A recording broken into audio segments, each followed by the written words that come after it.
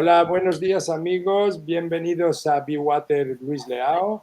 Hoy vamos a tener una charla, creo que muy interesante, con un gran doctor José Rodríguez, que es especialista en medicina integrativa, ortomolecular, anti-aging y de microscopio de campo oscuro. Buenos días, José, ¿cómo estás? Buenos días, Luis. Y ante todo, darte las gracias por darme la oportunidad de poder compartir lo que creo que puede ser interesante para muchos oyentes. Muchas gracias a ti, por supuesto, por aceptar esta invitación y que nos veamos, aunque sea de lejos, pero que tenía muchas ganas de verte. Muy bien, muchas gracias. Bueno, pues hoy, que espero que sea el comienzo de algunas charlas entre nosotros sobre la salud, cómo abordarlas y cómo quizás mejorar ese entorno al que estamos obligados, digamos, a pasar por el embudo, ¿no? Y que podemos de alguna manera mejorar. Muy bien. ¿No? Y hoy vamos a hablar, si te parece, de metales pesados, que es creo que algo que es evidente y que nos están machacando por todos los lados, Por por todos el lados. aire, por el agua, por los alimentos, por los cosméticos, por las cremas, en fin, por todos los lados estamos como enfocados a que de alguna manera nos introduzcan metales pesados. Sí, vamos a ver. Yo que hago análisis sobre la presencia de metales pesados, hay que partir de una base.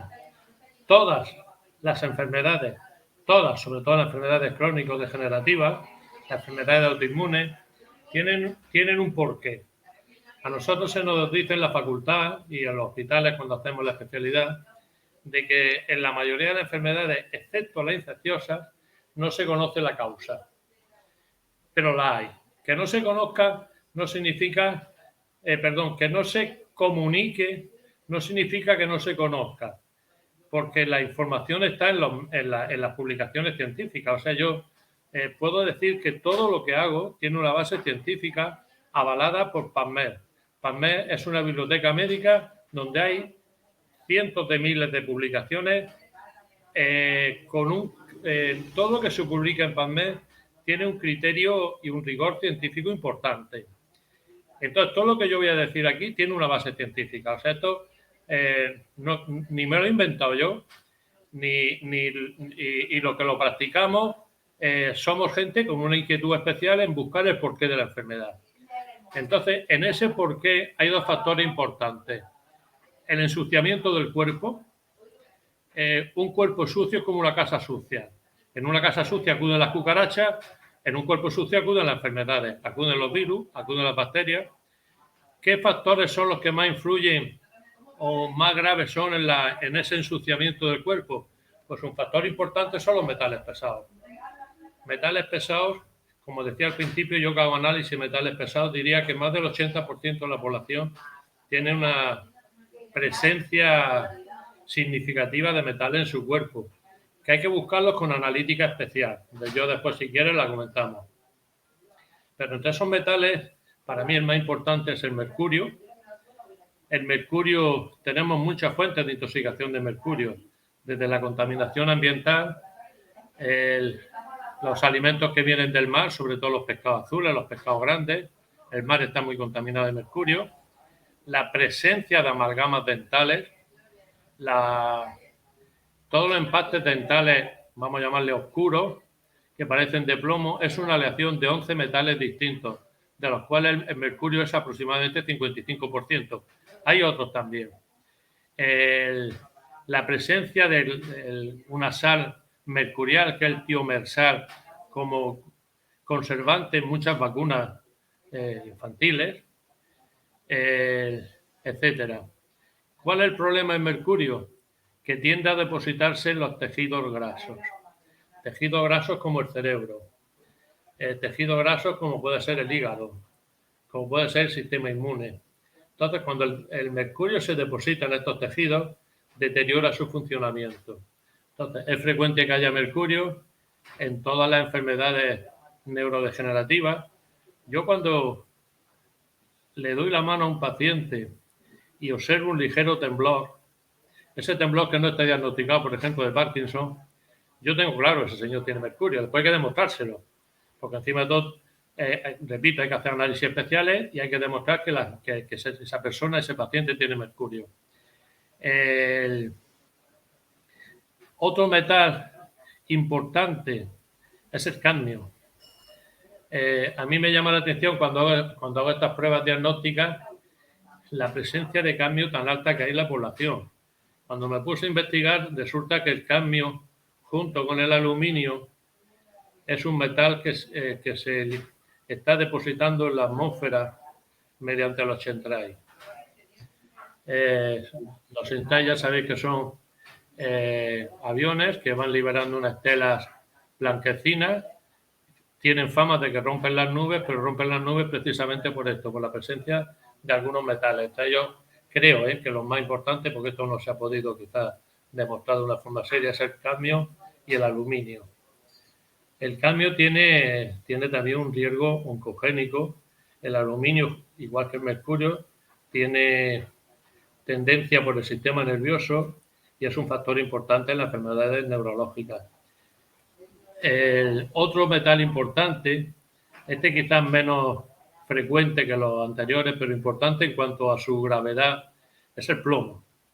Ya sabemos que la gasolina, hace años se cambió la legislación para favorecer la gasolina sin plomo, pero el plomo sigue estando presente desde edificios con antiguas tuberías de plomo, donde la gente cada vez que bebe agua está tomando plomo, hasta la contaminación ambiental.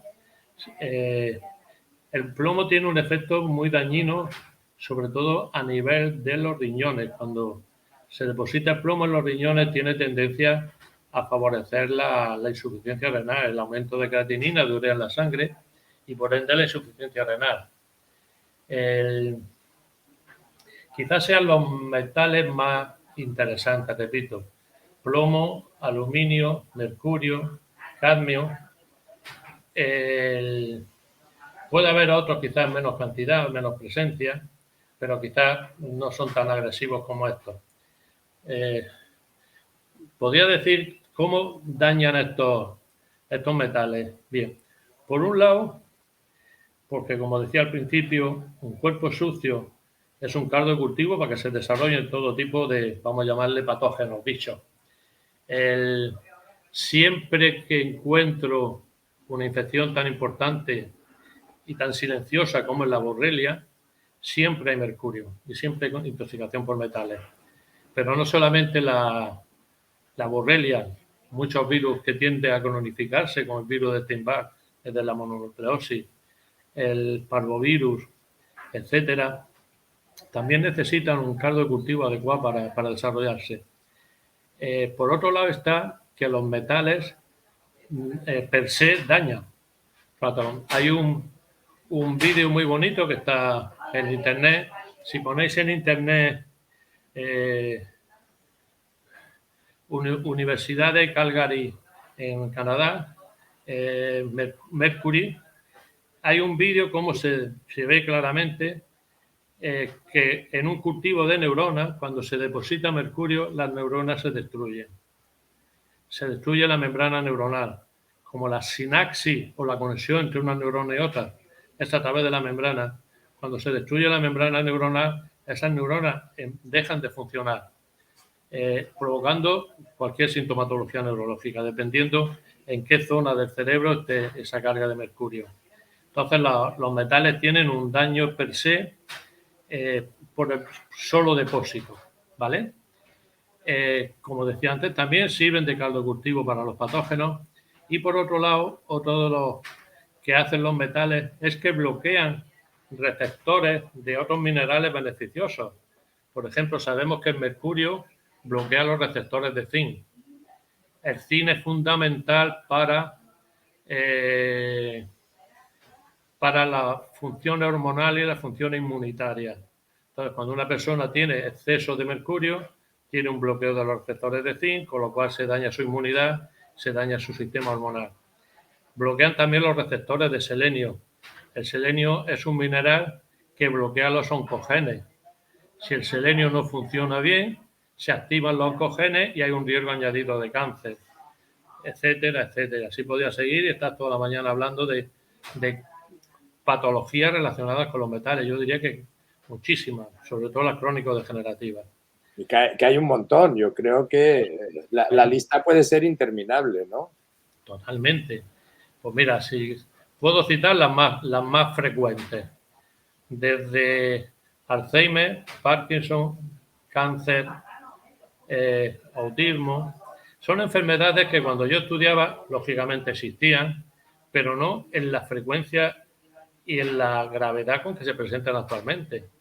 El Alzheimer era una enfermedad de viejos. Actualmente vemos gente con Alzheimer en edades relativamente jóvenes, 40, 50 años. Pero eso es debido a la acumulación. Progresiva, efectivamente. Pero enfermedades como la esclerosis múltiple, enfermedades como el Parkinson. Perdona, ¿y el síndrome de Guillain-Barré tiene algo que ver? El síndrome de Guillain-Barré es una enfermedad relacionada con virus. Ya he dicho que los metales favorecen la presencia de virus. Y es una enfermedad autoinmune también, donde la propia inmunidad está atacando al cuerpo. Aquí podríamos meter cualquier tipo de enfermedad autoinmune. Las más frecuentes, artritis reumatoide, el lupus, esclerosis múltiple, psoriasis, etcétera, etcétera. Entonces, a mí cuando en una ocasión, en un congreso, después de dar una conferencia, hubo alguien que me preguntó, dice, ¿cuál es la característica común de tus pacientes? Y yo dije, los desesperados. Los desesperados. Los que están cansados de ir de consulta en consulta sin encontrar solución. Y que alguien le habla de que puede haber una solución. Entonces yo lo que hago, cuando veo un paciente, lo miro la primera vez, le hago una prueba como de campo oscuro, le analizo la sangre mediante el microscopio. Esto ya me dice mucha información, porque otra de las cosas que producen los metales es la oxidación. Y otra cosa que producen los metales es que actúan como conductores cuando estamos bajo la influencia de radiofrecuencia o de como puede ser 5G, ¿no? Las frecuencias electromagnéticas actúan como conductores de estas frecuencias en el interior de nuestro cuerpo. También he visto gente con arritmias cardíacas. Ya sabemos que el corazón tiene un sistema eléctrico de conducción que es el responsable del mantenimiento de la contracción, sístole, diástole continua del corazón. Bien, y eso es mediante un sistema de conducción como una especie de microcables que recorren el corazón. Bueno, pues yo he visto cómo la presencia de metales producen cortocircuitos en estos cables. Eso significa arritmias cardíacas. Y cuando le haces tratamiento, la arritmia en teoría mejora o desaparece. ¿Vale? Entonces yo cuando llego a la consulta, cuando un paciente me viene a la consulta, después de saludarlo y de preguntarle, hacerle la historia clínica típica, yo sistemáticamente hago dos pruebas. Una, miro la sangre, microscopio de campo oscuro. Ahí se valoran varias cosas, sobre todo el pH, si hay acidosis, si no hay acidosis, si hay inflamación crónica y la presencia de oxidación celular. Tengo que decir que siempre que hay una oxidación, hay inflamación, que es la base de las enfermedades crónicas, y hay un envejecimiento acelerado. O sea, envejecemos, entre otras cosas, porque nos oxidamos. Entonces, yo miro la sangre al campo oscuro, valoro todo esto, después hago una prueba de bioresonancia que ya me empieza a orientar cómo están los principales órganos de esa persona, y la posible me detecta también mediante bioresonancia la posible presencia de metales y de parásitos, de patógenos, algo que después lógicamente confirmo mediante analítica. Para diagnosticar la presencia de metales hay dos pruebas clásicas.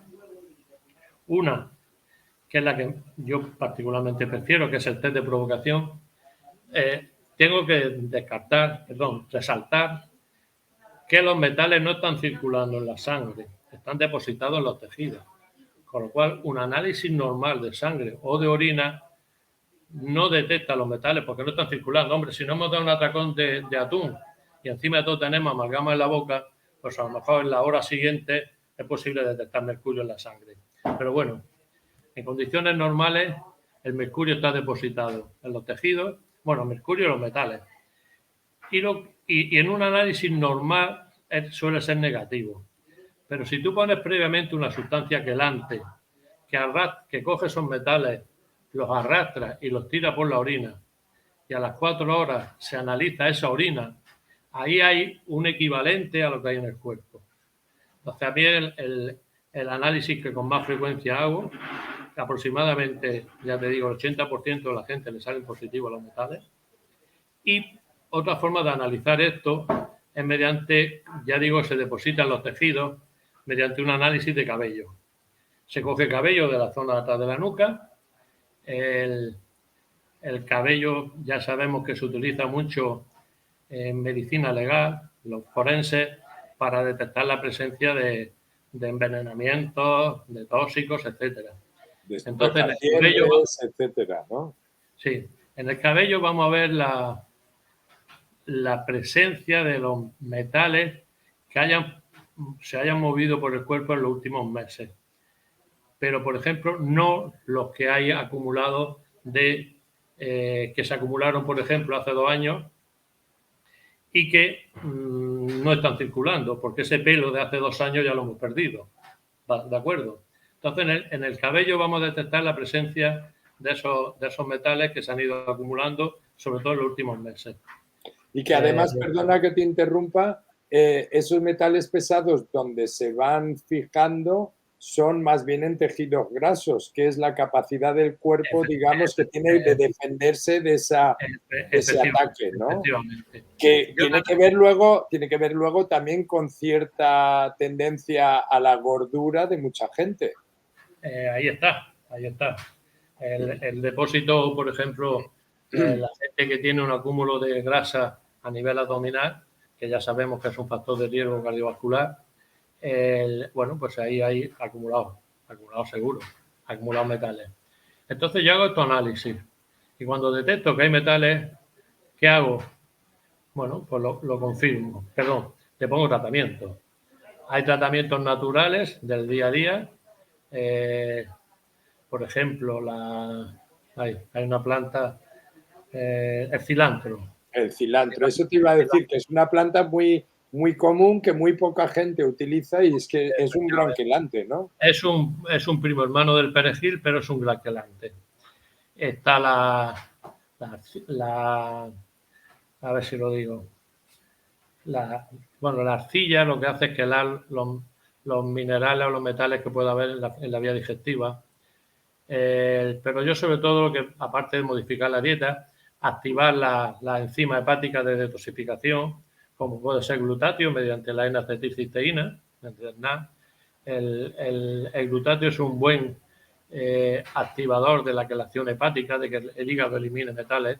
¿A nivel oral o a nivel endovenoso? El glutatión a nivel oral no se absorbe. Entonces, se puede utilizar o bien intravenosa o bien utilizar los precursores. Bueno, hay, por suerte en España tenemos un farmacéutico en Valencia que es experto en productos liposomados, ¿vale? Entonces, el glutatión cuando se liposoma y se toma por vía oral sí tiene una buena vía de absorción. Eso tiene que ser por prescripción médica. Y después, de forma más natural, más fisiológica, activar la síntesis natural de glutatio mediante la N-acetilcisteína. La N-acetilcisteína es un precursor natural del glutatio, hace que el hígado la transforme en glutatión. Entonces son formas, bueno, pues, cómodas de actuar el metabolismo natural de detoxificación. Yo personalmente, cuando veo niveles altos, prefiero utilizar productos quelantes típicos, como es el DMSA, como es el DMPS, etcétera, que son productos que agarran, como decía al principio, son los que se pueden utilizar también en el método diagnóstico de provocación. Agarran los metales, forma una sal. Ya sabemos que son sustancias normalmente ácidas, azufradas o azufres ácidos. Entonces, lo que hacen, como una reacción química básica, ácido más metal, forma una sal mercurial que se elimina después por el riñón. Y bueno, con esto, y después de mucha insistencia de modificar la nutrición, de favorecer las sustancias naturales quelantes, la zeolita es otra sustancia que se utiliza mucho en medicina natural para quelar metales. Bueno, pues se hacen tratamientos y se va controlando periódicamente cómo están los depósitos del cuerpo. Yo, paralelamente, y ya que me dais la oportunidad de hablar de todo esto, decir que es frecuente que cuando hay metales, mercurio, haya borrelia. La borrelia es una bacteria que se transmite por picadura, oficialmente de garrapata, aunque se sospecha que también de otros insectos que chupen sangre. La borrelia está en la sangre. La primera vez que se diagnosticó una borreliosis fue en una ciudad de Estados Unidos, se llama Lyme, por eso esta enfermedad se conoce como enfermedad de Lyme, Lyme con Y. Pero existe una infección crónica silente por borrelia bestial. La borrelia también tiene tendencia a producir patologías crónicas, y cuando he dicho silente, porque la típica enfermedad de Lyme es fácil diagnosticarla, cualquier médico mínimamente formado debe de diagnosticarla, ¿vale? Porque se caracteriza por dolores musculares, por un cansancio significativo y por deterioro, dolores musculares y articulares y un cierto deterioro neurológico.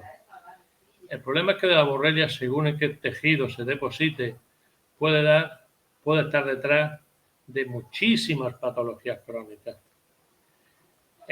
Otro problema que tiene la borrelia es que daña el sistema inmune, con lo cual el riesgo de infecciones de repetición es alto y el riesgo de cáncer es alto, porque la borrelia se carga las natural killers.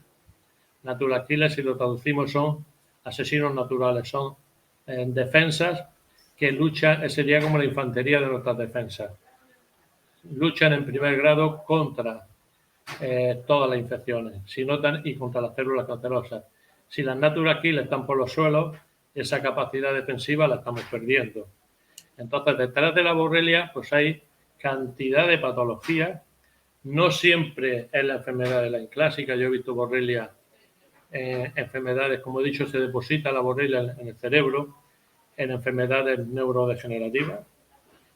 Según un congreso en el que estuve hace unos años internacional sobre esta enfermedad, por los expertos investigadores, que un congreso, los que más saben de todo esto son los americanos y los alemanes, los centroeuropeos, porque ahí es una enfermedad, vamos a llamarla endémica.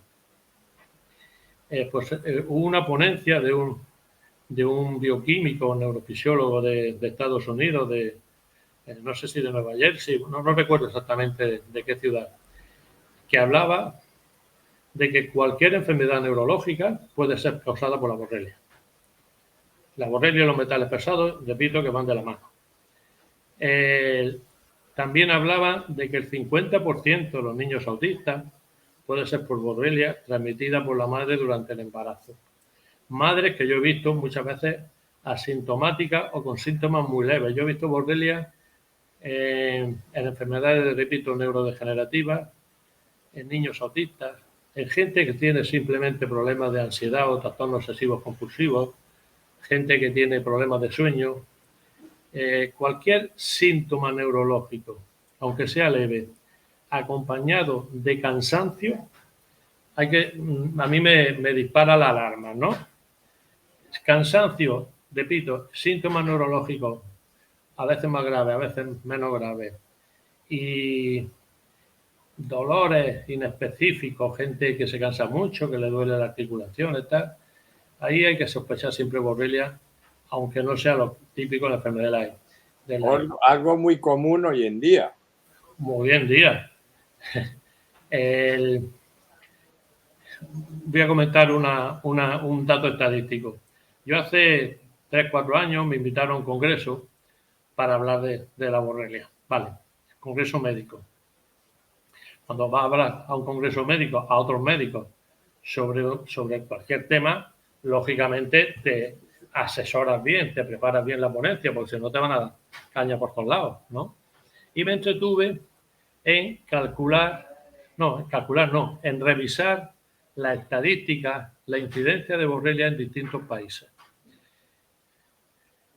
Todos los países, mira, Estados Unidos de los que más, cada 100.000 habitantes, como 300 y pico casos nuevos al año, cada 100.000 habitantes. En Alemania también próximo, no me recuerdo, estoy hablando de memoria, Alemania como 280, 290 casos nuevos al año. El país europeo que más tenía era Irlanda, quiero recordar, 320. Bueno, todos los países europeos entre 200 y 300 casos, incluida Italia, Polonia, los Países Bajos, etcétera. España, 0,25. ¿Eso qué significa? ¿Que en España somos más fuertes que nadie y no nos contagiamos? No. Significa que no se diagnostica adecuadamente. Que ese es otro problema que tenemos con la borrelia. Parecido a lo que hablábamos antes de los metales pesados. La borrelia se carga a las defensas. Entonces, salvo en la fase inicial donde las defensas todavía están luchando y tenemos anticuerpos contra la borrelia, si tú haces o intentas diagnosticar la borrelia mediante los métodos analíticos habituales en los laboratorios de microbiología, mediante anticuerpos frente a la borrelia, o sea, mediante defensas frente a la borrelia, como la borrelia se la ha cargado, hay un 80% de falsos negativos. Entonces, hay que buscarla de forma indirecta, mediante proteínas de la borrelia. Entonces, hay laboratorios especializados que lo que hace es una técnica, se llama ELISpot, que busca antígenos o proteínas claramente de la borrelia. Y normalmente eso viene acompañado por un descenso de las natural killers, de esas defensas naturales. Entonces, siempre que haya un descenso de las natural killers, los CD57, que son, repito, células especialmente defensivas que la borrelia se las va cargando, y con esta técnica de ELISpot positiva, pues hay que poner tratamiento.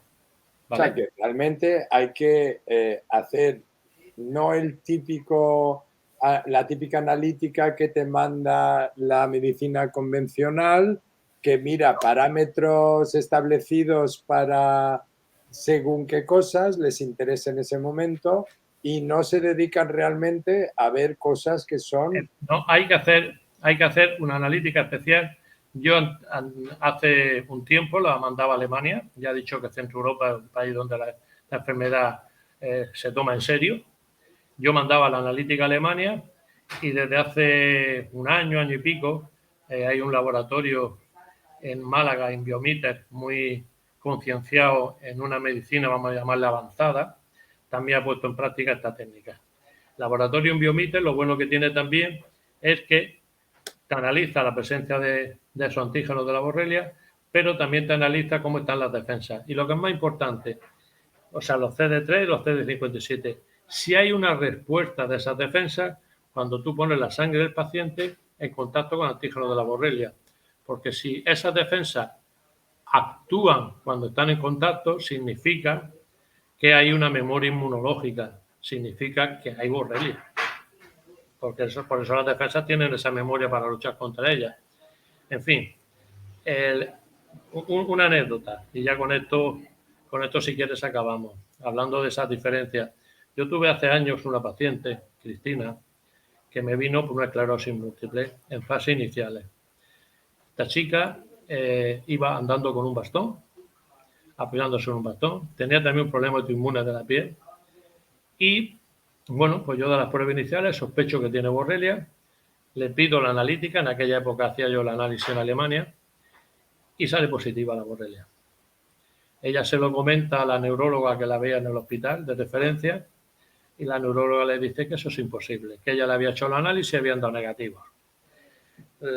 Para más INRI, esta chica, su hermana era farmacéutica y su marido bioquímico, químico. Con lo cual le dijeron, déjate de tonterías, no pierdas más el tiempo con este doctor, que estás perdiendo tiempo y dinero. Vale. Cuando ella me llegó a mí con esa duda de qué hacer si no hacer el tratamiento, yo me quedé mirándola a los ojos y le dije, Cristina, ¿alguien te ofrece solución? Se quedó descolocada con la pregunta. Dice, pues la verdad es que no. Digo, ¿tú sabes cuál es la evolución de una esclerosis múltiple? Dice, sí, que voy a terminar en silla de ruedas.